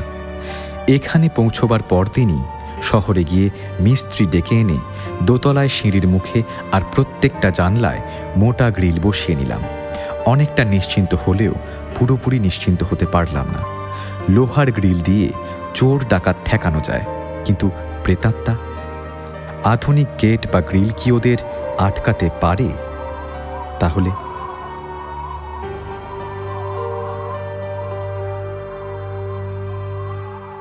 আমি গ্রামের মানুষ, ভূত প্রেতের বহু ঘটনা জানি। ও ছাড়া কি করে ভূত তাড়ায় তাও আমি দেখেছি। তাই তখনই একটা উপায় মাথায় খেলে গেল। বাঁশ ছাড় থেকে একটা কাঁচা বাঁশ কেটে এনে তার দুপ্রান্ত খানিকটা পুড়িয়ে নিলাম। তারপর বাঁশটা একতলার সিঁড়ির মুখে আড়াআড়ি করে ফেলে রাখলাম। ওঝাদের মুখে শুনেছি কোনো অশরীরীর ক্ষমতা নেই এই বাঁশ ডিঙোয়। এবার প্রায় পুরোপুরি নিশ্চিন্ত হয়ে ঘরের দরজায় কোলাপসিবল গেট গ্রিল বন্ধ করে একরকম স্বেচ্ছাবন্দী হয়ে বসে থাকি। রান্না থেকে আরম্ভ করে সব ব্যবস্থায় দোতলায় করে নিয়েছি। ঠিক করেছি খুব দরকার না পড়লে নিচে আর নামব না। ভেবেছিলাম এই দুর্ভেদ্য দুর্গে এবার আমি নিশ্চিন্তে রাত কাটাতে পারব, কিন্তু পারিনি। প্রায় রাত্রিরে আমার ঘুম ভেঙে যায়। শুনতে পাই একতলার বারান্দায় কেউ যেন দাপিয়ে বেড়াচ্ছে, অনেকটা খাঁচায় বদ্ধ হিংস্র সিংহের মতো। কেউ যেন দোতলায় ওঠবার বারবার চেষ্টা করছে, কিন্তু পারছে না। আমি নিঃশ্বাস বন্ধ করে পড়ে থাকি বিছানায়। তারপরে খিড়কির দরজা খোলার শব্দ। কেউ যেন বাড়ি থেকে বেরিয়ে গেল। বাকি রাতটুকুর জন্য নিশ্চিন্ত। ও এখন পথে ঘাটে জঙ্গলে শিকার খুঁজে বেড়াবে, কিন্তু এভাবে আর কতদিন চলতে পারে? এমন সময় একদিন দুপুরে হঠাৎ জলেশ্বর এসে হাজির। দাড়ি গোফের জঙ্গল থেকে সাদা দাঁতগুলো বের করে হাসছে। এই লোকটাকে আমি সহ্য করতে পারি না। লোকটা নিষ্ঠুর, হিংসুটে, বদমেজাজি। সেই নিরীহ সাধুটাকে এমন চড় মেরেছিল যে সে বেচারি মরেই গিয়েছিল। লোকটা মতলববাজও। কত টাকা পয়সা আছে তা জানতে ওর খুব কৌতূহল। তবু আমার এই দুঃসহ নিঃসঙ্গতার মধ্যে ও যখন এসে দাঁড়ালো, তখন আমি খুশিই হলাম। ওর হাত দুটো ধরে সাবধানে বাঁশটা ডিঙিয়ে উপরে নিয়ে গেলাম। এখানে আবার বাঁশ কেন? আমি সত্যি কথাটা চেপে গিয়ে বললাম, হ্যাঁ, ওটা সরিয়ে রাখতে হবে। ও ওপরে এসে কাঁথের ঝুলিটা বিছানায় রেখে দুপা তুলে চাঁকিয়ে বসল। আমি ওকে একদিনের ভয়ঙ্কর অভিজ্ঞতার কথা বলবো কিনা তা ভাবছিলাম। ও যা সাংঘাতিক লোক, আমার অন্তত অর্ধেক সিদ্ধির কথা জানলে হিংসে জ্বলে মরবে, আর ওর হিংসের ফল আমার পক্ষে ক্ষতিকর হবেই। আবার না বলেও পারছিলাম না। নিজের কৃতিত্বের কথা সবাই জাহির করতে চায়। বলবো কি বলবো না ভাবছি। শেষ পর্যন্ত জলেশ্বরী পথ পরিষ্কার করে দিল। তোমার দরজায় কোলাপসেবল গেট কেন? আরে জানলাতেও তো দেখছি গ্রিল। হ্যাঁ, এখানে কি চোরের উৎপাত হচ্ছে নাকি? আমি আর নিজেকে সামলাতে পারলাম না। আবেগে উৎসাহে বললাম, চোর ডাকাত নয় ভাই, আরো ভয়ঙ্কর। বলে হড়বড় করে সব ঘটনা বলে গেলাম। বললাম, শুধু দৌলত খাঁর কাহিনী শুনে জলেশ্বরের চোখ দুটো লাফিয়ে উঠল। জলেশ্বর কঙ্কালটা দেখতে চাইল। ওকে নিয়ে নিচের ঘরে গেলাম। ও কিছুক্ষণ ওটা দেখল, তারপর ওপরে এসে বলল, এ তো সাংঘাতিক জিনিস। বামুনের কঙ্কাল তো পাওয়াই যায় না। এটা নিয়ে তুমি খুব অশান্তিতে আছো বলে মনে হচ্ছে আমার। এটা না হয় তুমি আমাকে দিয়েই দাও। ওকে দিয়ে দিতে পারলেই আমি নিশ্চিন্ত হতাম। দেওয়াই বোধহয় উচিত ছিল, কিন্তু কেন যেন দিতে মন সায় দিল না। আশ্চর্য, যে জিনিসটা আমার নিত্য ভয়ের কারণ, যার গতি হলে আমি স্বস্তি পেতাম, সেটা আমি ওকে দিতে পারলাম না। যেটাকে আমি তিল তিল করে তৈরি করেছি, যাকে নিয়ে ভয়ঙ্কর পরীক্ষা করেছি, সেটা যেন একমাত্র আমারই সম্পত্তি। আরও স্পষ্ট কথা হলো এই যে, জলেশ্বর মানুষটা লোভী। আমার তৈরি জিনিস দেখে বাগাবার চেষ্টা করছে। কি ভাবছো এত? এটা আমাকে দাও, পুরো টাকা আমি একদিন এসে দিয়ে যাব। আমি পরিষ্কার গলায় বললাম, না, ওটা আমি দিতে পারবো না। জলেশ্বর যেন গালে চড় খেয়ে থমকে গেল। মুখটা রাগে অপমানে থমথম করতে লাগলো। ঠিক আছে, তোমার জিনিস তোমারই থাক। এই বলে জলেশ্বর গুম হয়ে বসে রইল তো বসেই রইল। ওঠার আর নামই করে না। এদিকে বেলা পড়ে আসছে, একটু পরেই তো সন্ধে হবে। তখনও যাবে কি করে? অথচ ও আমার সঙ্গে থাকুক, আমি তা মোটেই চাই না। এমন সময় ও গা ছাড়া দিয়ে উঠল। বলল, আজ রাতটা যদি তোমার কাছে থাকি, কোনো অসুবিধা আছে? না, অসুবিধে কিছু হবে না। তবু জলেশ্বরের মতো সাংঘাতিক একটা লোককে নিয়ে একসঙ্গে রাত্রিবাস করা যে কি ভয়ঙ্কর ব্যাপার, তা অন্য কেউ বুঝতে পারবে না। ভয়ে ভয়ে প্রায় গোটা রাতটা জেগে কাটালাম। মুখের ওপর রোদ এসে পড়তেই ঘুম ভেঙে গেল। ধড়মড় করে উঠে বসলাম। দেখি জলেশ্বর আগেই উঠে গেছে। নিজেকে ধিক্কার দিলাম। ছি ছি, অতিথি আগে উঠে যাবে আর বাড়ির কর্তা পড়ে পড়ে ঘুমোবে? ছি, ওর মুখ ধোয়ার জল দিতে হবে, সকালের জলযোগের ব্যবস্থা করতে হবে। ভাবতে ভাবতে ওর খোঁজ করতে লাগলাম, কিন্তু দোতলা একতলা কোথাও তার দেখা পেলাম না। ভাবলাম হয়তো নদীর ধারে গেছে। অপেক্ষা করে রইলাম, কিন্তু সে আর ফিরল না। অবাক কাণ্ড! এভাবে না জানিয়ে চলে যাওয়ার কারণ কি? একতলায় এসে ঘুরতে ঘুরতে কোণের ঘরের সামনে গিয়ে দেখি দরজাটা খোলা, কঙ্কালটা নেই। কঙ্কালের কি হলো বুঝতে আর বাকি রইল না। জলেশ্বরকে খুব একটা দোষ দিই না, সে চেয়েছিল, আমি দিইনি। কাজেই চুরি করা ছাড়া তার আর কোনো উপায় ছিল না। যাই হোক, কঙ্কালটার একটা গতি হলো, সৎপাত্রে পড়েছে। তবুও নির্মম সত্য এই যে জলেশ্বরটা চুরি করেছে, ও চোর। আমারই কাছে এক রাত থেকে আমারই সাধনার ধন নিয়ে পালিয়েছে। ও বিশ্বাসঘাতক, ওর ক্ষমা নেই। বেশ কিছুদিন কেটে গেছে, জলেশ্বরের আর দেখা নেই। দেখা দেবেই বা কোন লজ্জায়, কিন্তু আমার কৌতূহল ক্রমশ বেড়েই উঠছে। ওটা নিয়েও কি করছে? সিদ্ধি হয়েছে নাকি চড়া দামে কোথাও বেচে দিয়েছে? ওর তো অসাধ্য কিছুই নয়। আর দৌলত খাঁ সাহেব, তিনি কি একটার পর একটা জীব হত্যা করেই চলেছেন? সেদিন ছিল বুধবার, ভোরের দিকে মেঘ করেছিল বলে বেলা বুঝতে পারিনি। হঠাৎ বাইরের দরজায় জোর ধাক্কাধাক্কি। ধর্মর করে উঠে নিচে নেমে গেলাম। দেখি বেশ কয়েকজন লোক জড়ো হয়েছে। উত্তেজনায় তারা থমথম করছে। কি ব্যাপার?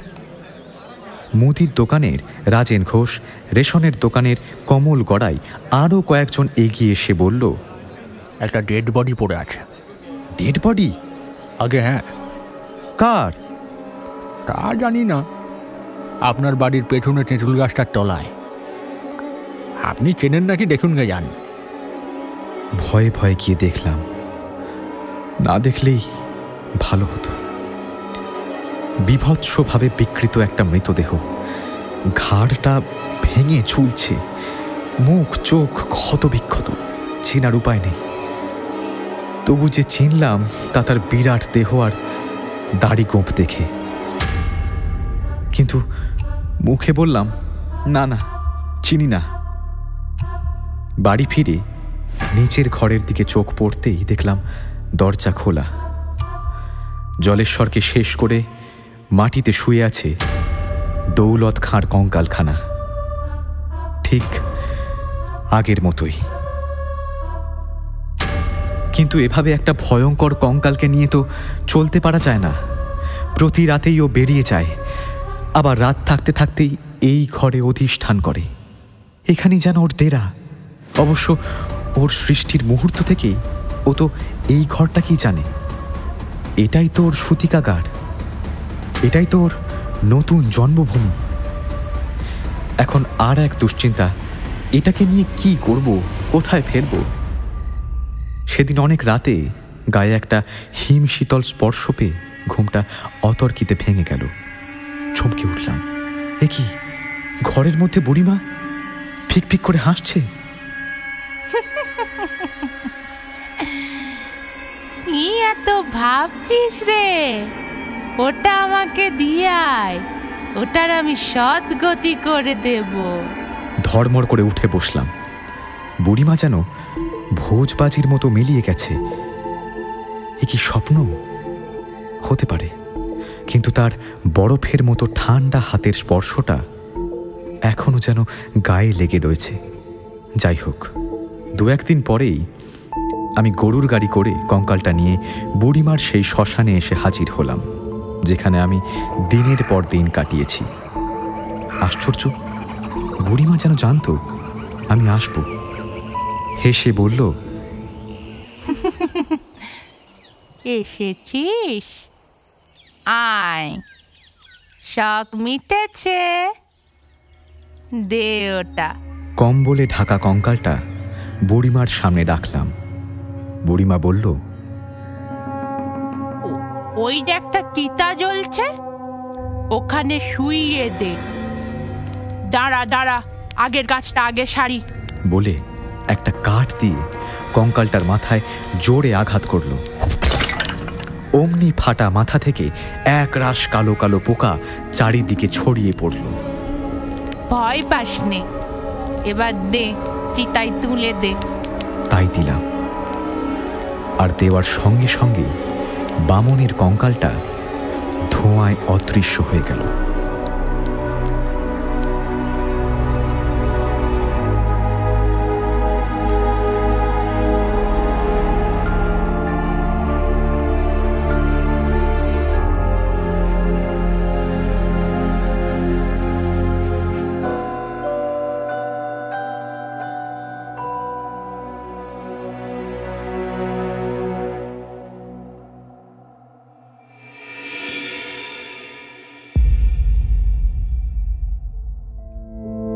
আমাদের গল্প ফুরলো, নোটে গাছটি মুড়লো। তাহলে আজ আসি, আবার আসবো পরের বুধবার ঠিক রাত 9:30টায় নতুন একটি গল্প নিয়ে টক থিয়েটারের অফিসিয়াল ইউটিউব চ্যানেলে, powered by one feather entertainment.